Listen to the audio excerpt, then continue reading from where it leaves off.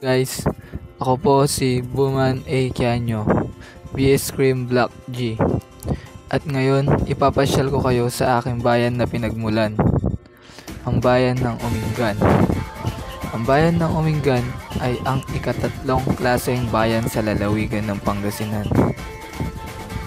Ayon sa senso ng taong 2020, ito ay may populasyon na may bilang na 77 at 74,000 sa may 23,80,000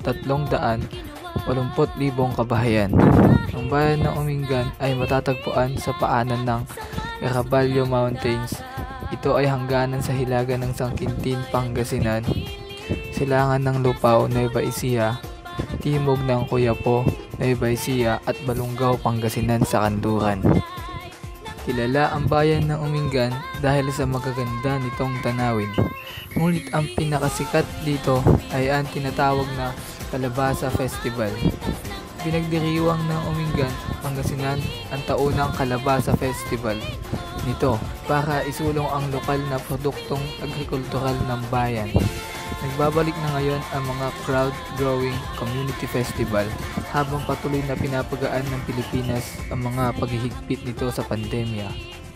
Ang kalabasa o karabasa ay isang sangkap ng tanyag na pagkaing Ilocano na dinengdeng at sumisimbolo sa bayan ng Umingan.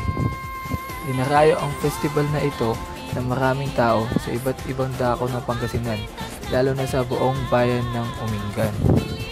Ang bayan ng Umingan ay may ginintoang kalupaan, sariwang mga produkto at nakakamamanghang mga tanawin. Isa na rito ay ang tinatawag nilang Mini Chocolate Hills ng Umingan. Tinawag itong Mini Chocolate Hills dahil hahalin tulad ito sa mga gandang bulubuntukin ng Bohol, ang Chocolate Hills.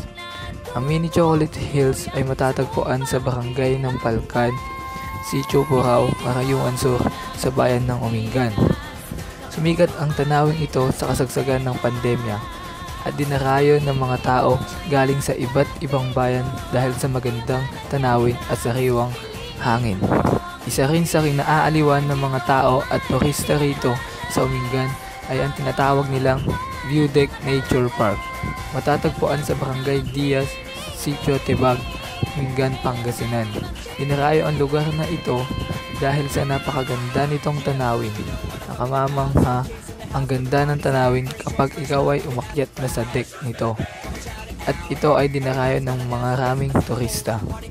Ang panghuli ay ang paborito ng mga hikers at dinarayo ng mga turista ay ang Mount Amorong. Ang Mount Amorong ay isang potensyal na aktibong lava dome, bahagi ng Amorong Volcanic Group, ay matatagpuan sa hilagang dulo ng Luzon Central Plain sa Umingan, Pangasinan. Dinarayo ito dahil sa napakagandang tanawin. Paborito ito ng mga mahilig umakyat at magcamping sa mga bundok. Dahil sa magagandang tanawin ito, na ipapakilala ang kultura ng aming bayang Umingan. Marami pang magaganda at nakamamanghang tanawin sa aming bayan. At ito lang ang maibabahagi ko sa inyo. Maraming salamat po.